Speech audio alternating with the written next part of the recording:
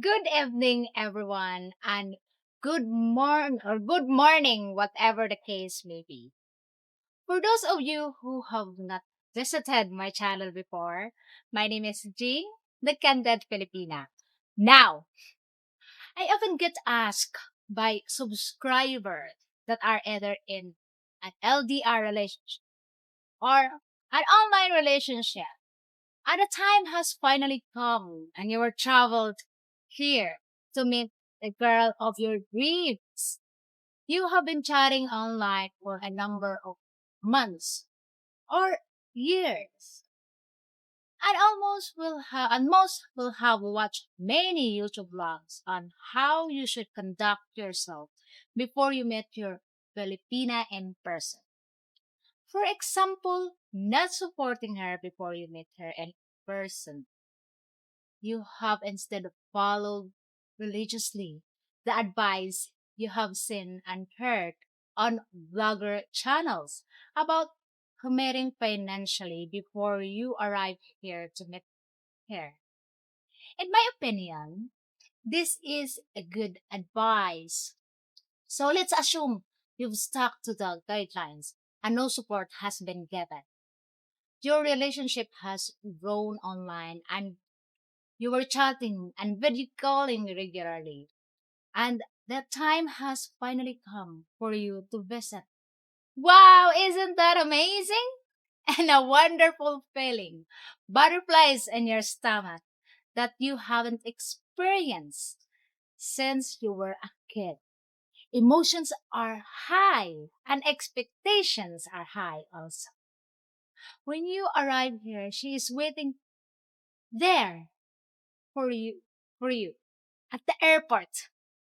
A wonderful sight and a experience. Very hard. At this stage, all your expectations seem to have come to fruition. All the months of waiting, all the chatting, all the getting to know each other online are finally over as you are now here and you are stunned by the beauty and kindness. And now you can't believe your luck. It's actually happened.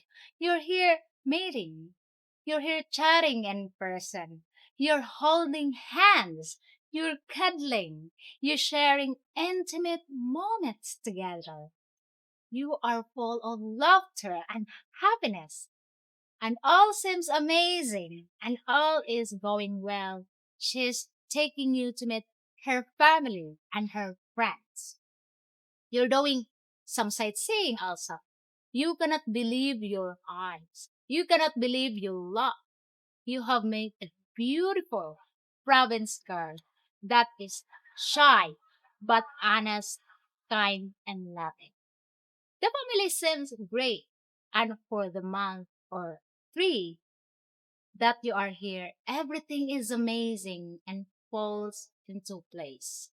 At this point, you may notice the poverty and squalor that she is living in. It will pull on your heartstrings, and you will pity her and her family. You will want to help like any normal person would want to help. After all, you're a decent guy. You're retired and you're now aiming to come out here to live permanently with your beautiful Philippines. After your time here, you get back on the plane, heavy hearted. You fly back to reality. Maybe you have already retired, and as such, you no longer have much contact with your workmates. Maybe your wife has passed away, or you are divorced. Maybe a little loneliness is setting in. So now you cannot wait to get back to your girlfriend here in the Philippines. It's like having a second stab at life. Everything is new again. Everything is exciting again. It is at this point you need to sit down and think. Maybe it will be a year or so before you can tie all the loose ends up in your country and come here to live permanently. Or maybe you will visit once or twice more to ensure the decision you're making is the right decision. Oh, also, at this point, you may feel compelled to support your girlfriend, even though she has asked you for nothing.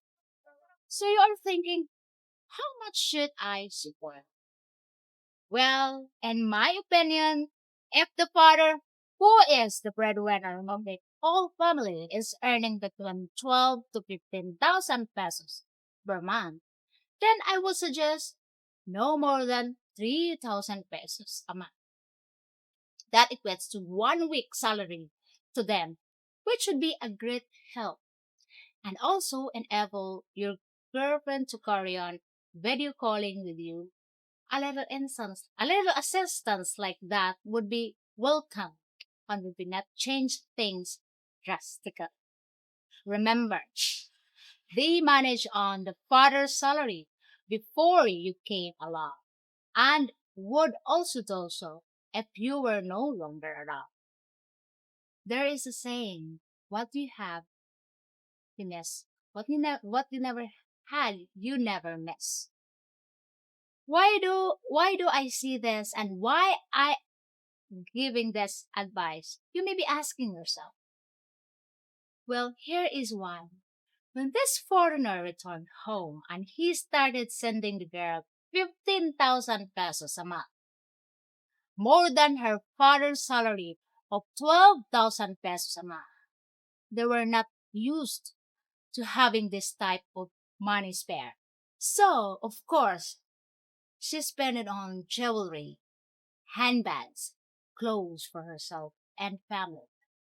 Suddenly, French, which she didn't have before, started befriending her for money.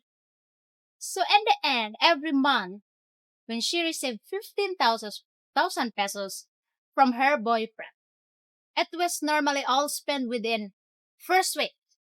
So now the parents started putting pressure on her to ask for more, as now grade was setting in. So she asked for more. The foreigner increased her allowance to 20,000 pesos per month. Over the course of the following 4 months, this grew to 25,000 pesos a month. It may not seem a lot to a foreigner, but to the girl, it's transformed her from being a quiet, home-loving, simple girl into a party animal. She was out with her friends, drinking, partying, and she was the one paying for the bills with the foreigners' mom.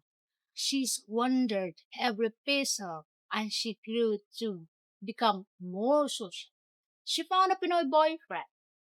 Obviously, at this point, the foreigner wasn't aware of what was going on, although he did notice that the video calling had reduced significantly. Anyway, he decided to come out and visit to surprise her. When he got there, when he got here, sorry, he didn't like what saw. He now clearly saw through the scam was grievous and also annoyed, but he returned home having learned a harsh lesson. Was the girl concerned? No. With a few months, she had another foreigner boyfriend, and that lasted 4 or 5 months. And then after that, another foreigner boyfriend. So as you can see, a foreigner that doesn't think properly can easily turn what could have been the perfect relationship into a scammer, all done out of his pity and love for this woman. The problem is they're not used to money, especially spare money. And when they do, they get it. That's the way it normally goes, sadly. On the flip side of the coin, and more positive note, my cousin also met a foreigner around about the same time, and foreigner only sent her 1,500 pesos a month. Needless to say, 2 years later, they are happy married and have a baby on the way. And I'm so happy for them. I wish all relationships for foreigners to turn out like this. But sadly, some do not learn. How I wish they would do so. I put this video together to give foreigners some real advice as I see it from my end of the water, the real end. I hope you can take away something from this video and learn because all I want for every foreigner is to find true happiness, true love, and a long and happy, meaningful relationship. Anyway, enjoy the rest of your evening or afternoon. I wish you all the best. I wish you good health and I wish you good luck in your search when you do come to Philippines. God bless you all. Bye until the next time.